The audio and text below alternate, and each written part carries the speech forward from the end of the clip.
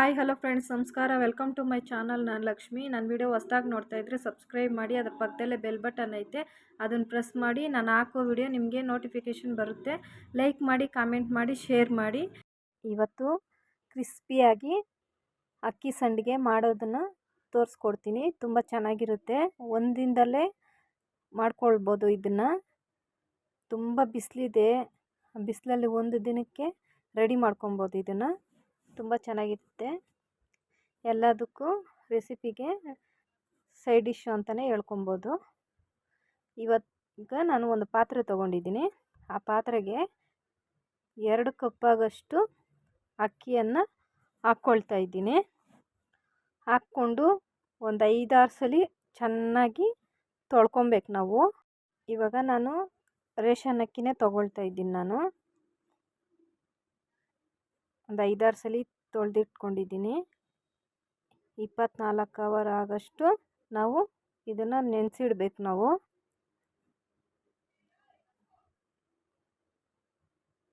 ನೀರೆಲ್ಲ ಚೆನ್ನಾಗಿ ಅದಕ್ಕೆ ಕಾಣಿಸ್ಬೇಕು. ನಾನು ಇವಾಗ ಅದನ್ನು 24 ಅವರ್ ಆಯಿತು. ನಾನು ಜಾರಿಗೆ ಹಾಕ್ಕೊಂಡು ನಾನು ರುಬ್ಕೊಂಡಿದ್ದೀನಿ ಒಂದ್ಸಲ. 2ನೇ ಸಲ ರುಬ್ಕೊಂಡು ನೋಡಿ, ಈ ಥರ ಇಷ್ಟು ಮಾತ್ರ ಮಾಡಿಕೊಂಡ್ರೆ ಸಾಕು. ಇದಕ್ಕೆ ಒಂದು ಅರ್ಧ ಟೀ ಸ್ಪೂನಷ್ಟು ಉಪ್ಪು ಹಾಕ್ಕೊಬೇಕು. ಉಪ್ಪು ಹಾಕೋದನ್ನು ಡಿಲೀಟ್ ಆಗೈತೆ ಅದು ವಿಡಿಯೋ. ನಾನು ಇವಾಗ 2 ಕಪ್ಪಾಗಷ್ಟು ನೀರು ಹಾಕ್ಕೊಂಡು ಮತ್ತು ಅದು ರುಬ್ಕೊಂಡಿದ್ನಲ್ಲ ಅದನ್ನು ಹಾಕ್ಕೊಂಡು ನಾನು ಚೆನ್ನಾಗಿ ನೀರು ಕಾಯಿಸ್ಕೊಂಡ್ಮೇಲೆ ಹಾಕ್ಕೊಬೇಕು. ಚೆನ್ನಾಗಿ ಮಿಕ್ಸ್ ಮಾಡಿಕೊಂಡು ನೋಡಿ, ಈ ಥರ ಚಕ್ಲಿ ಒತ್ತೋದಿರುತ್ತಲ್ಲ ಮನೆಯಲ್ಲಿ, ಅದನ್ನು ತೊಗೊಂಡು ಅದರಲ್ಲಿ ಹಾಕ್ಕೊಂಡು ನಾನು ಅದರಲ್ಲಿ ಪ್ರೆಸ್ ಮಾಡ್ಕೊತಾ ಇದ್ದೀನಿ. ನೋಡಿ ಎಷ್ಟು ಚೆನ್ನಾಗಿ ಬಂದಿದೆ. ಒಂದು ದಿನದಲ್ಲೇ ಸಾಕಿದು. ಚೆನ್ನಾಗಿ ನಾನು ಒಣಗ್ಕೊಂಡ್ಬಿಟ್ಟಿದ್ದೆ. ಒಂದು ದಿನದಲ್ಲೇ ಮನೆ ಮೇಲೆ ನಾವು ಹಾಕ್ಕೊಳ್ತಾ ಇದ್ದೀನಿ. ನಾನು ಒಂದು ವೇಲ್ ತೊಗೊಂಡಿದ್ದೀನಿ, ಕಾಟನ್ ವೇಲು. ಅದರಲ್ಲಿ ನೋಡಿ ಎಷ್ಟು ಚೆನ್ನಾಗಿ ಒಣಗಿದೆ. ಇದು ತುಂಬ ಚೆನ್ನಾಗಿ ಒಣಗಿದೆ. ಇದು ಇಷ್ಟು ಮಾತ್ರ ಆದರೆ ಸಾಕು.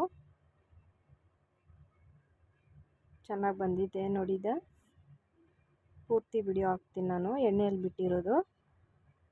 ಒಂದು ಬಾಣಲಿ ಇಟ್ಕೊಂಡು ಎಣ್ಣೆ ಹಾಕ್ಕೊಳ್ತಾ ಇದ್ದೀನಿ. ಹಾಕ್ಕೊಂಡು ನೋಡಿ, ಎಣ್ಣೆ ಕಾದ್ಮೇಲೆ ಎಷ್ಟು ಚೆನ್ನಾಗಿ ಬರ್ತಾಯಿದೆ. ಸೂಪರಾಗಿ ಬರ್ತಾಯಿದೆ. ಈಸಿ ಮೆಥಡ್ ಅಂತಲೇ ಹೇಳ್ಕೊಬೋದು.